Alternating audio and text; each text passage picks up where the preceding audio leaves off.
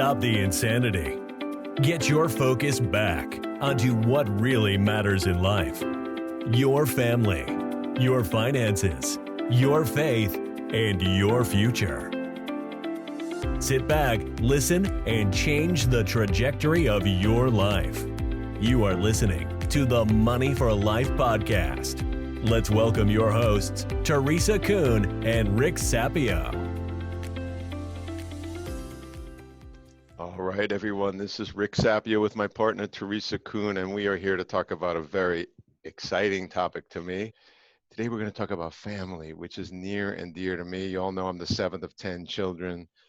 I'm now 56 years old, so I've learned a lot. I've got over 40 nieces and nephews and grandnieces and nephews all together.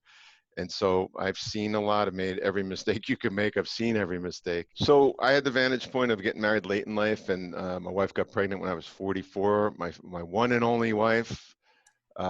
People say, "Is that your second marriage?" And I go, "Why would I want to do this twice?" Who the hell would want to do this twice? When my wife got pregnant with our first son, Luke, we decided to sit down and create a legacy item, something that would never change, something that is permanent. Permanent is a good word. Things that are great are permanent, but we live in this world that's ever changing. So we created what I'm holding up. You could see it. There's a downloadable form. It's called the Sapio Family Placemat. And when my wife and I sat down for a year creating our family crest, we created what our crest means, and it took a year to create that. We created our family set of values that will never change. What are family rituals that will never change? We put on the placemat our rules, what it's like to be in our family. And it says we eat dinner as a family 5 nights per week forever. We play the acknowledgement game in which we go around the table and acknowledge each other is one of the things we do. We take 1 weekend trip per quarter. My wife and I do date night every night permanently. It's Monday night at 7:30, which is a ritual. It's permanent. And all kinds of things. What we discuss at the Sapio family meeting on Sunday. Start with a review of the placemat. Review all weekly activities. Say a prayer. Make plans. It's all here. It's listed out. And you could download your own. But there's 35 pods of information, including Ben Franklin's 13 Virtues. And my kids have memorized this. They have had this in front of them at dinner since birth. And it's transformed everything. And I keep saying, it's permanent. You have to have permanent things in your family. And I hope this placemat is around in 100 years for my great-grandchildren to enjoy. And Rick, So, I really think it will be because it's something that's been programmed, right, into your family and your kids. And that word programming sounds like a really bad word, but we're all programmed. And I've always thought if we don't program our children, the world's going to program our children with information that we don't want. So you very consciously programmed your children with certain rituals and rhythms and values. I mean, that family placemat is absolutely awesome, brilliant. It's really funny. The first time I had dinner at your house, and I'll share it for the audience, you've got this huge round table, right? And your kids were really little when I first met you. And so it was you and your wife and your kids, and you had a talking stick. So this was all going around dinner, right? You had your prayer time before you could eat, and then everybody ate, and whoever wanted to speak had the talking stick, and you guys went over the placemat and all the information on there. Can you imagine how many days do you get to spend with a child, right? From 0 to 18. That's every single day, 5 days a week, let's say, 50 weeks in a year, 18 years that you spend with your kids. That's thousands of times beating that drum and talking about the same values over and over again. That is serious programming. the thing we stress underneath as we talk, and I want to make sure that I'm bringing this to the forefront, is we talk about rituals. We talk about having conscious thought. Most people operate unconsciously. So when you think about a family placemat, or you think about you and your husband and son, your values, these are conscious things that you have to stop your life. You have to think about, you have to put in motion, and you have to make permanent. And only things that are made permanent really can have make a difference in a family. And so for us, as you're pointing out, even though we've done this thousands of times, literally, I still have to affirm our values with my kids. In fact, this morning I had to reprimand my 12-year-old. And I often say to people, having a family is hard enough. Being married is hard enough. Could you imagine doing it unconsciously, meaning just marrying somebody because their family has money or his family has money or because they're good looking or whatever? It's hard enough when you're not aligned from a values perspective. Why not be conscious about all these things to have the fruit of all that labor pay off? It's hard enough when you have these things in place. Imagine how hard it is when you don't.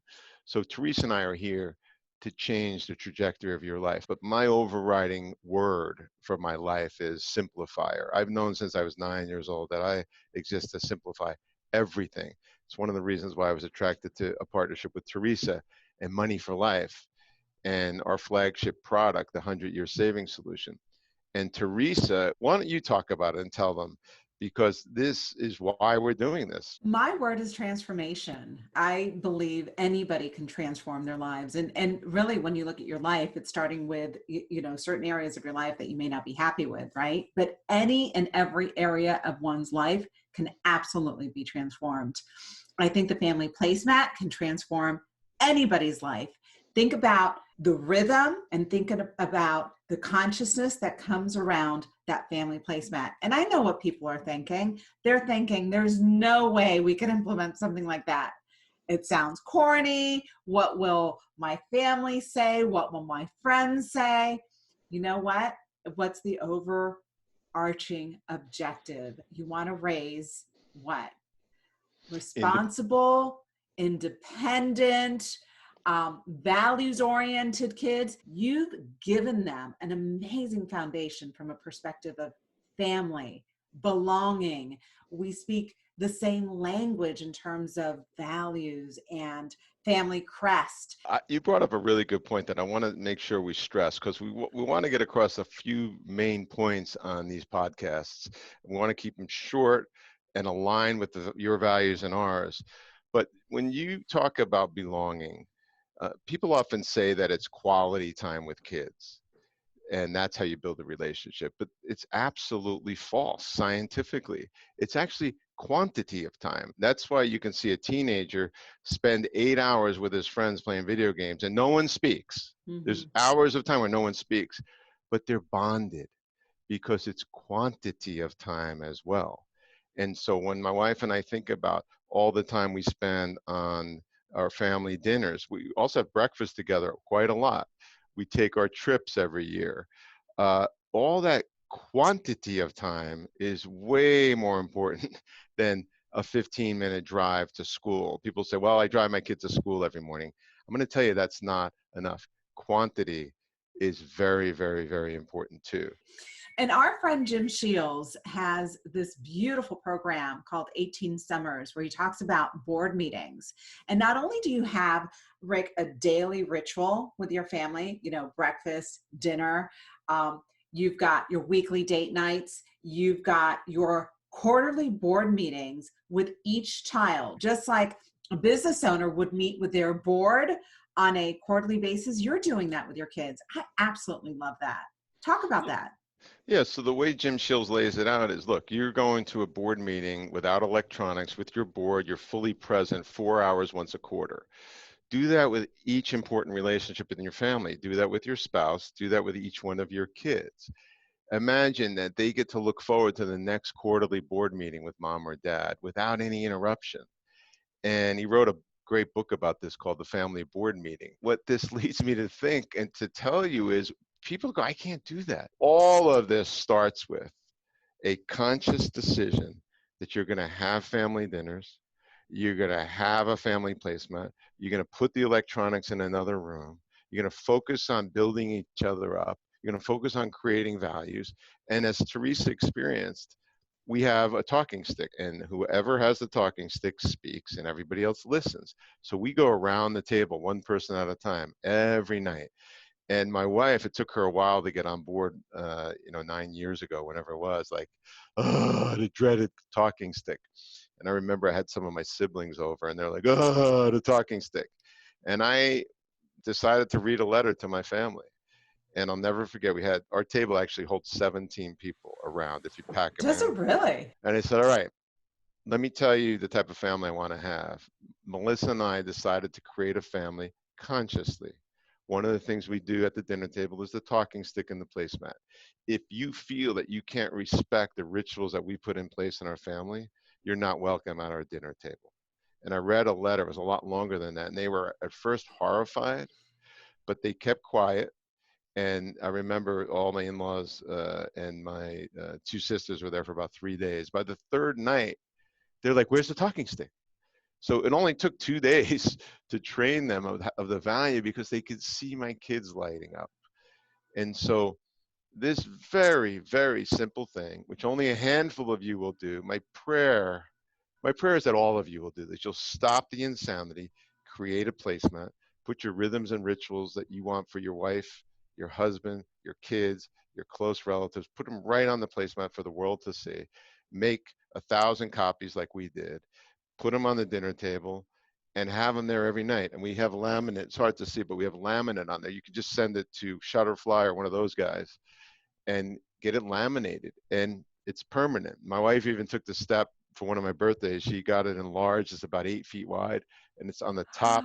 It's in our dining room. I'm almost tearing up, Rick. It's such a beautiful, beautiful, beautiful ritual. So, imagine talking to your kids and then them knowing what values me. The concept of belonging, the concept of board meeting, the concept of rhythms and rituals, the concept of listening.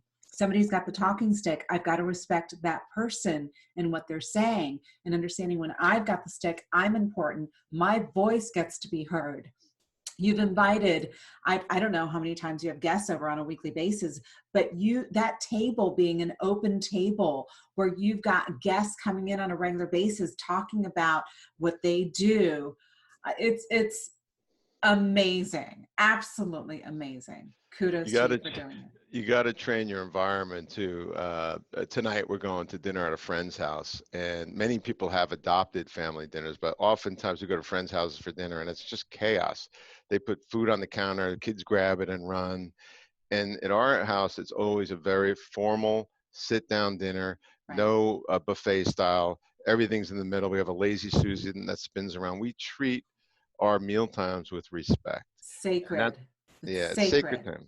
Mm-hmm. Yeah, so what are we talking about here? The family placemat is nothing more than a placeholder, a sacred time, a parking lot, whatever you want to call it, that doesn't change, as a permanent aspect of your family. And you could take this idea of the family placemat into your business. You can have a family placemat for your business. It would be a business placemat. What are the values of the business? What are the rituals of the business? What does the business stand for? How do we market? What are we discussing in each meeting, etc.?